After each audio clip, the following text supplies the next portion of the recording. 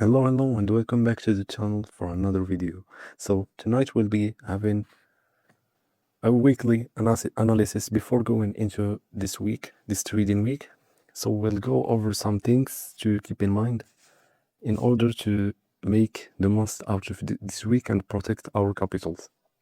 So basically, first of all, let's see this Twitter post that I posted the 20 May 2026 about what I want to see in NQ, and let's see the chart currently. So as you can see here, I was marking a stop hand and then some standard deviations levels, and then I wanted all-time high next as market here. So tonight at Asia Open, as you can see here, we opened with a gap and we took already all-time highs that are here, marked with the blue color. So basically this is the gap. Let's mark it out so we can keep it in mind. This is the open of the gap. This is how we mark the weekly opening gap. So basically we take the open of the new candle. Let's write new week opening gap high like this. And then for the low, we take the close of the last week. So basically it will be this one, and we mark it new week opening gap low like this. So basically this is our new week opening gap. So as you can see here on the daily time frame, we're now at all-time highs and we are heading to a very important level, which is 30,000, which is a big round number that will have a lot of liquidity around it. So basically my target currently is 30,000. If we do not hit that by overnight, I will probably be taking longs to it tomorrow, but I'll probably end up closing it before we hit this target because it's a very dangerous target, and we don't know what NQ will do after it. Maybe it will dump, maybe it will pump a lot more. So basically what my approach will be, or first let's see ES as well took already his all-time high. So let's see actually if we can get some standard deviations on ES. Yeah, I can see one. Let's try them. Take the manipulation leg and mark it out. Okay, very nice. So basically here we have the -2, -2.5, and then we still have the -3.5 and the -4 up. So basically I'll be marking this -3.5, the blue color, as equivalent to the 30,000 level on NQ. So basically this is my target on ES and this is my target on NQ. So let's mark out the new week opening gap on ES2. Let's copy this, put it here, and then let's copy the new week opening gap low. So basically this is our new week opening gap low. So now let's go to my approach for this week. So what I'm actually trying to do this week is I'll be waiting for tomorrow and maybe even Tuesday, just like I did with last week, until NQ shows its hand of where it's heading now.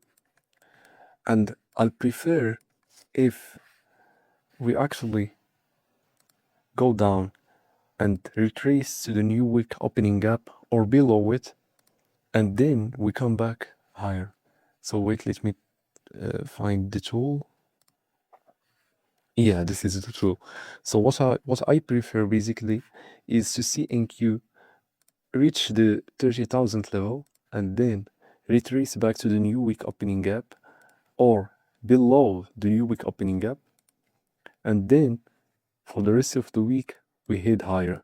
So basically this is what I'm expecting for this week and what I'm hoping for, but we can either get this or we'll maybe we'll get a direct retracement to the new week opening gap and then we complete the way up.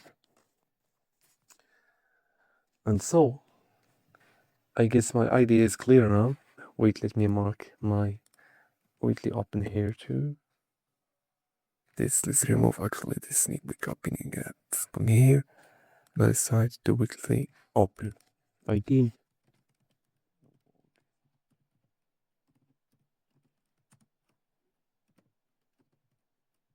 Okay, I nice. So basically, this is the potential scenarios that I'm taking in my mind, and I advise you to mark out this level because it's an important level. We're gonna see how INQ will react from it. We mark it as dangerous level, high volatility. To the right. Very nice. And so yeah, I guess that's it. I give you my expectations. I give you my analysis, my current analysis. So basically, these were the standard deviations that pushed the price higher. So we don't need them anymore, I guess. I have to remove this. Okay. And we'll see. We'll wait and we'll see. There is another potential scenario that I forgot to mention is we can actually live this week without a big week on the downside. So basically we might had already made the low of the week. So basically this is a potential idea too. So please watch out from both ideas. Fine, now let's go to do a quick analysis on gold. So basically on gold, what I'm getting here, let's remove this. For gold on the daily, what I can see here is I want actually a retap on this fair value gap, or maybe we can take this high from this fair value gap on the daily. So basically I'm waiting until we take this high on the daily. Unless we don't take it, I'm not interested in shorting gold, because I'm overall bearish on gold and I want to see lower price towards these two targets marked in red.